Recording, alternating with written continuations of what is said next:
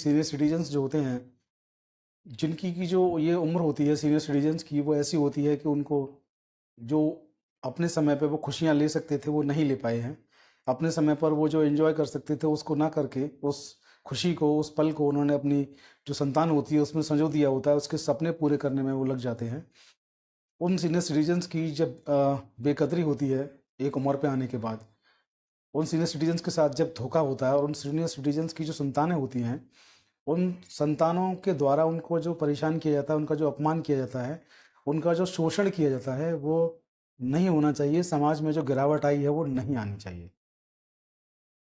मसला जो है सीनियर सिटीजन्स का है, तो मैं आपको बता दूं कि सीनियर सिटीजन्स जो होते हैं, सीनियर सिटीजन्स 60 या 65, 60 प्लस या 65 प्लस पर कोई भी व्यक्ति जब रिटायर होता है, तो रिटायरमेंट के बाद उनकी जो दुनिया होती है बड़ी सीमित हो जाती है। बहुत कम लोग होते हैं जो जिंदा दिल होते हैं।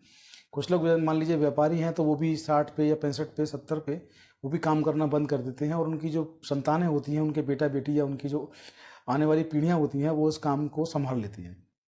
तो उस उम्र पे आने के बाद कुछ लोग बचते हैं, जिंदा दिल होते हैं, ज़िंदगी को तरीके से जीते हैं, उनके बच्चे संस्कारी होते हैं, माँ बाप का ध्यान रखते हैं।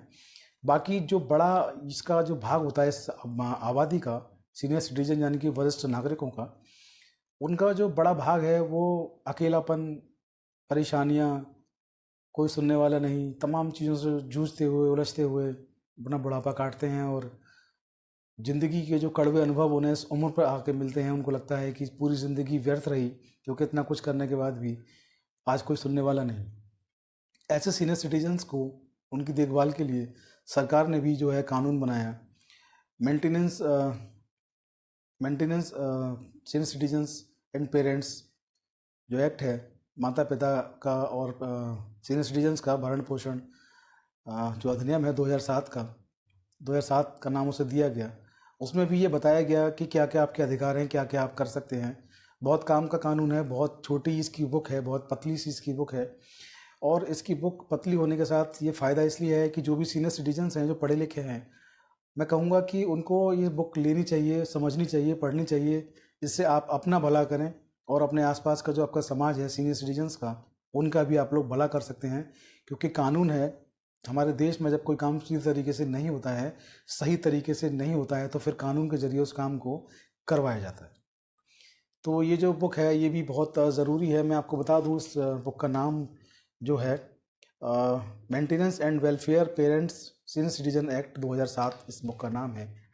तो ये जो किताब है, किताब अपनी जगह होती है, लेकिन संस्कार अपनी जगह होते हैं। खैर, जो आज का जो केस है मैं आपको डिस्कस कर दूं। आपका केस, आज का जो केस है आपका सुनने के बाद आपको अच्छा लगेगा। और ये केस हमने बहुत मेहनत से खोजा है और सीनियर सिटीजन्स के लिए बहुत ही शानदार, बहुत ही अच्छा इस केस को माना जा रहा है। ये केस जहाँ भी जाता है, सीनियर सिटीजन्स जो होते हैं, वरिष्ठ नागरिक जो होते हैं, उनके चेहरे पर खुशी ला देता है। और उनको जो लगता है कि हमारे साथ चीटिंग हुई, धोखा हुआ, कहीं ना कहीं उनको इससे राहत देता है कि ऐसा नहीं है कि संतानें जब चाहे माँ बाप का उत्पीड़न कर सकती हैं, उनके पास भी बहुत कुछ है संतान को सबक सिखाने के लिए। तो मसला जुड़ा है एक परिवार का।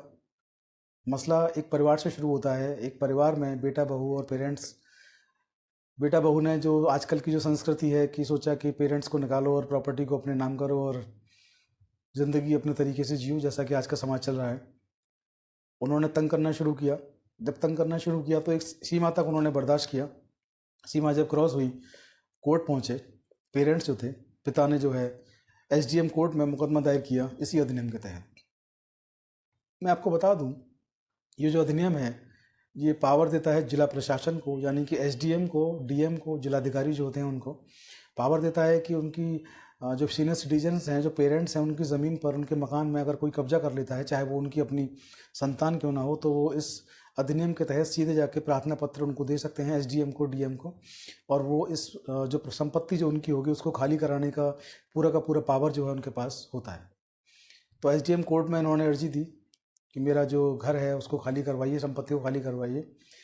एसडीएम कोर्ट में बेटा बहू को बुलाया गया। जब वो आए तो उन्होंने कहा कि हमारी हिंदू अनडिवाइडेड फैमिली है और जो प्रॉपर्टी है वो ऊपर से मिली है, दादालाई संपत्ति है, इसमें मेरा भी अधिकार है।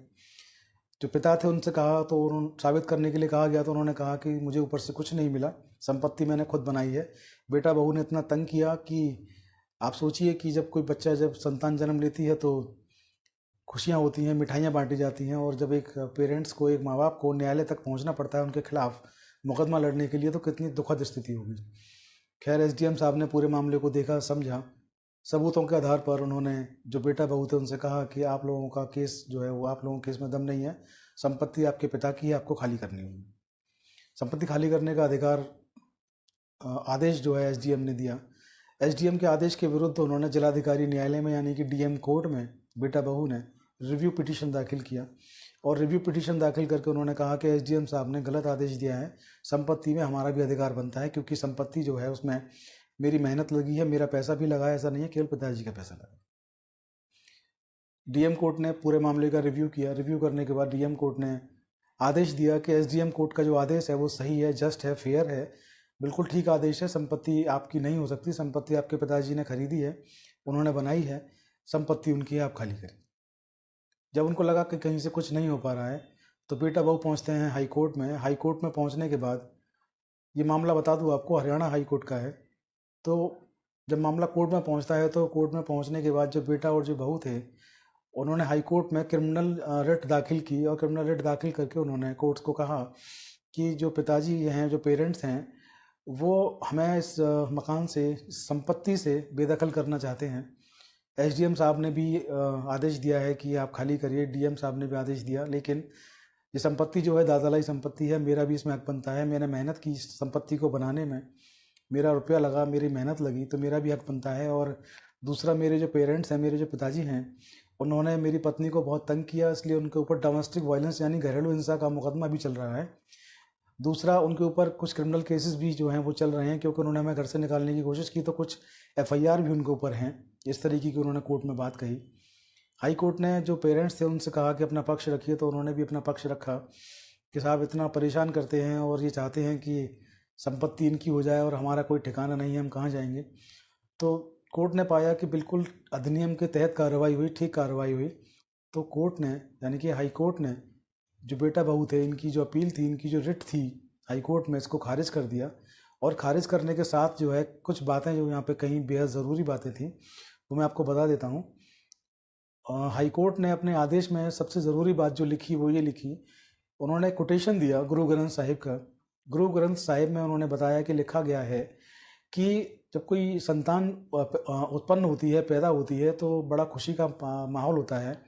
माँ बाप मिठाइयाँ बांटते हैं, पार्टी देते हैं, दावत करते हैं, और वही संतान जो है आगे चल के इस तरीके की चीज़ें करती है, बड़ा दुख होता है, बड़ा कष्ट होता है। और गुरु ग्रंथ साहिब में ये कहा गया है कि माँ बाप से बहस करना भी पाप है। आप सोच के देखिए, हाई कोर्ट में, हाई कोर्ट आदेश सुना रहा है, गुरु ग्रंथ साहिब की कोटेशन दे रहा है, और हाई कोर्ट आदेश में लिख रहा है कि गुरु ग्रंथ साहिब में लिखा है कि माँ बाप से तो बहस करना भी पाप है। तो सोचिए कि मामला कितना संवेदनशील है। सीनियर सिटीजन्स को गुरु ग्रंथ साहिब है वहाँ भी सम्मान दिया गया, हर धर्म में, हर जाति में, हर मजहब में जो है सीनियर सिटीजन्स को सम्मान दिया गया, और कहा गया कि इनका सम्मान करिए, इनका आदर करिए, क्योंकि इनकी पूरी ज़िंदगी निकली है आपकी ज़िंदगी बनाने में।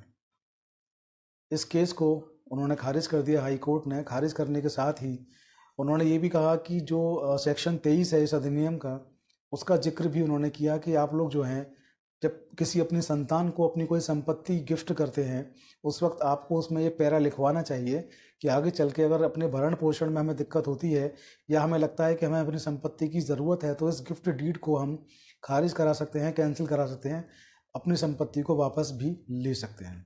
सेक्शन 22 का भी उन्होंने हवाला दिया, तमाम चीज़ें उन्होंने कही। मैं इस केस का जो साइटेशन है, जो पार्टीज़ के नाम हैं, मैं आपको बता दे रहा हूँ, आप लोग नोट कर लीजिए, आप लोग इसकी कॉपी ले सकते हैं।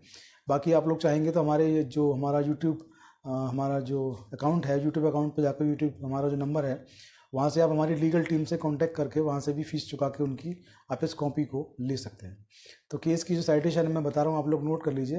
केस की साइटेशन है, मैं आपको बताऊँ, अनिल कुमार धीमान वर्सेस व अन्य वर्सेस हरियाणा राज्य व अन्य, और इसका जो रिट याचिका नंबर है वो है 1357/2019।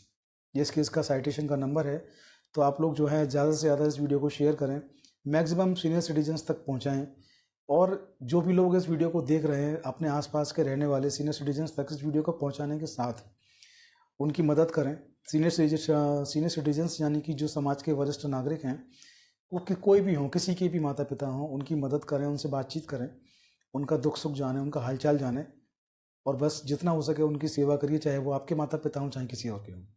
इस देश में कानून अपना काम करता है, सभ्य समाज अपना काम करता है, सोसाइटी जो होती है अपना काम करती है, और संस्कार अपना काम करते हैं। तो मैं युवा पीढ़ी से भी कहना चाहूँगा कि आप लोग अपने संस्कारों को जगाएं, जिंदा करें, और जो भी सीनियर सिटीजन्स आपको कहीं भी किसी भी हाल में परेशान दिखते हैं, उनकी मदद ज़रूर करें।